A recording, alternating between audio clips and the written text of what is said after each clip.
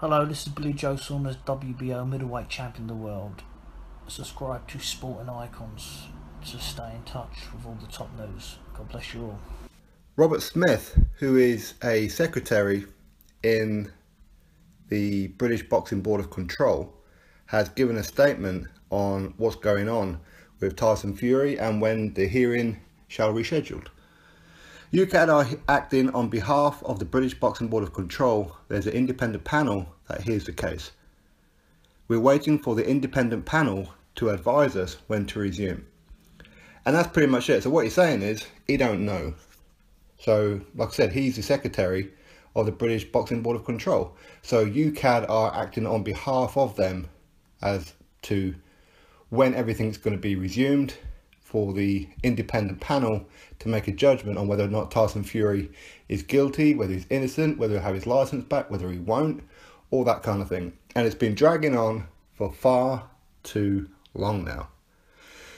Now there's a lot of speculation over why Tyson Fury is up, why he's been reprimanded, why he's going through this case and all this kind of thing. A lot of people say because him and Hughie failed a test back in 2015, but that was the A sample and the B sample come back clean, so they escaped that, hence the reason why Hughie Fury is not banned. So they have escaped that effectively. But of course, when VADA or UKAD turned up at Tyson Fury's gym, he told him to bugger off. That goes down as a refusal of the test, hence you're guilty of it. But of course, about an hour later, when Peter Fury was trying to track him down, he says, you know what, come back, we was only joking. They just refused to come back. So again, they refused to see a funny side of it, although I'm sure Tyson Fury wasn't seeing the funny side of it when he told them, because he had already got a doctor's note that says that he's not fit to have the rematch with Vladimir Klitschko. So why would they test him then? Well, who knows? But either way, the test didn't go through, goes down. But then he did have a test and they found some traces of cocaine. Now cocaine may well be on the banned substance list, but it's not part of the PED list. In other words, you don't get banned for it. You just pretty much get a reprimand to say, listen, don't do it again. So they're dragging his name through the mud. Now, so many athletes, not just in boxing, but throughout world sport, have been found guilty of these things and found traces, and they've been given immediate bans, immediate judgment. But of course we can only look at boxing. So the likes of Lucas Brown, when he failed his one, straight away 6-month ban. Alexander Povetkin, straight away banned. So I don't know why it's taken so long. Shannon Briggs is another one. So why are they dragging Tyson Fury case on and on and on? It seems to me that they just don't want him back and they're dragging it out. It's like they have some kind of order from someone high up somewhere else that says, keep that guy out of the sport. He's no good for boxing. We don't want him. We're tired of his views on religion, on all kinds of things. We don't want to hear it. Keep him out of there. That seems to be the case. And it's unfair. Now, you may not agree with what Tyson Fury says, but I don't always agree with what Tyson Fury says, and I've slated Tyson Fury for this. But the fact is, he's a human being, and what he says is what he says. Manny Pacquiao have said all these kind of things, and worse. Drug dealers need to be killed, is what he says. Drug users need to be killed. But, of course, Tyson Fury says that he doesn't agree with like gay marriage and a few other bits and bobs. I mean, he has said quite a lot of things, and yeah, he does deserve to be punished for some of those things, even though technically what he's saying is direct from the Bible, which is an acceptable form of religion, and people who follow that book will of course agree with him. But it seems that it's okay to read it, but it's not okay to believe it. That just seems to be the way. But why they're dragging him on so long is beyond me. Now, bearing in mind, he's had a mental breakdown. He's been through personal trauma and all this kind of thing. And a lot of it is because of this case. Because he knows that he's a victim of some hierarchy who just don't want him back. He knows that. Now, of course, he is counter-suing them. Quite what for, we can only speculate, being the fact that when he refused the test, he wasn't in camp, so they had no right to be testing him, as at that point, he was inactive. So you could argue that when the doctor signs you off, maybe he's giving him some propanol or some kind of drugs to help calm him down, chill him out, whatever it is that they use. Okay, some kind of relaxants. I don't know too much about it, like beta blockers, etc. So it's not a good idea that he takes the test anyway, because they're going to find something in him. Now, okay, so he did admit that he'd take cocaine. A lot of people take cocaine. Mike Tyson was taking that crap for years. Other athletes have been doing it for years too. So is it a good thing that he's done that? Of course not. It's a bad thing that he's done. When you are a professional athlete, and especially when you're world champion, you do have a certain public standing to uphold. You have to lead by example. You have to watch what you say, because people look up to you, children look up to you, and they want to aspire to be you.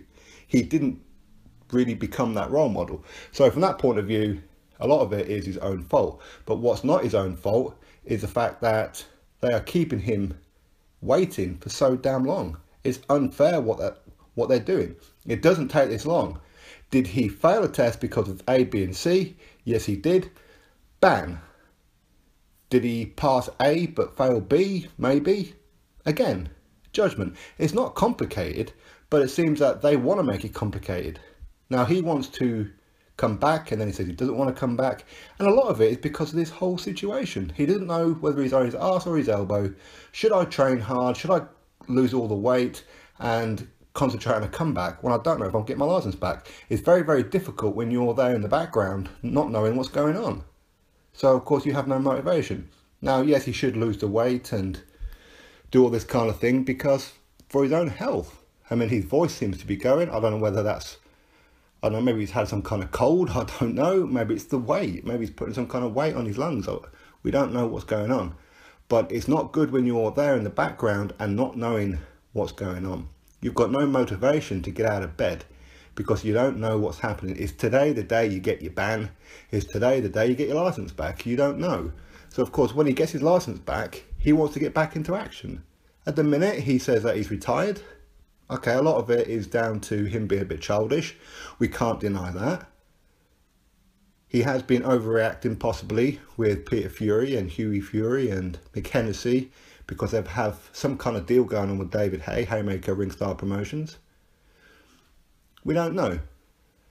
But he sat at home and he's not doing anything. He's having some holidays, he's going fishing with his dad, that's all very well and good, but he's a fighter. And while he's still young, he needs to be earning that kind of money because before long, he's going to be too old to do this. And the people at UKAD need their arses kicked. Because no case goes on this long. They said a few months ago that it's perfectly normal. It's not perfectly normal at all. Not at all. I mean, how many athletes have we seen fail a test and then get banned straight away? He should be on a ban. Now, I know a lot of it that when you're signed off with a doctor, your place of work, as in him, for like a UKAD, British Board of Control, all this kind of thing, they can't really talk to him. I get that. But they can still compile a case. So the day that he says, okay, I'm ready, then they go to court. Now, they have already gone to court, and there was a conflict of interest on the panel. I'm presuming that one of these people knew Tyson or the family of Tyson or had some kind of connection. So they adjourned it. But how difficult is it to get a replacement? They are stringing him out because they just don't want him back. And once this case is sorted out, they need investigating fully. Now, who do they answer to? Nobody knows. Maybe it's the Supreme Court in the UK. I couldn't tell you. I'm not a barrister, I'm not a lawyer, solicitor or anything like that, but they need to be answered or asked some serious questions. And they need to provide the answers as to why this took so long. Why are they keeping him out of the ring? Why are they not giving any answers? Because it's not complicated. I'm not an experienced person like that, but I'm pretty sure you put the evidence in front of me, I could make a decision within a few minutes. It's not difficult to know the rules. If you failed, then you face a ban. You get fined. But of course, he's been out of the ring for a long time. If he's going to get banned, I would presume that they backdate it from the day that he hasn't been in the ring, just like they did with Shannon Briggs. So either way, I think they're playing games with him, and whoever is dealing with this case needs to be fired. They need to be sacked. They're making some kind of example of him when they haven't done it with other people. So it's an unfair case against Tyson Fury. Whether you like Tyson, whether you don't, he's a human being and he's being treated like a damn animal. It's ridiculous, and UKAD and the British Board of Boxing Control need to get their asses kicked, their balls kicked, and certain individuals could potentially and should lose their jobs. Of course, that's an outsider's point of view. I don't know the ins and outs. Of course I don't. I know as much as what you guys do. Of course, I've done videos on this in the past, detailing exactly dates and when things happened and the timeline. But like I said, this has been going on for a long time now. No need for it. It's ridiculous.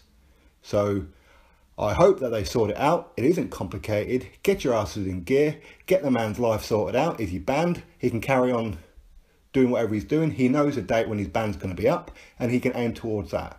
But the longer that you don't give him a decision, the longer it's going to take for him to get back, not only in the ring, but to get his life back on track.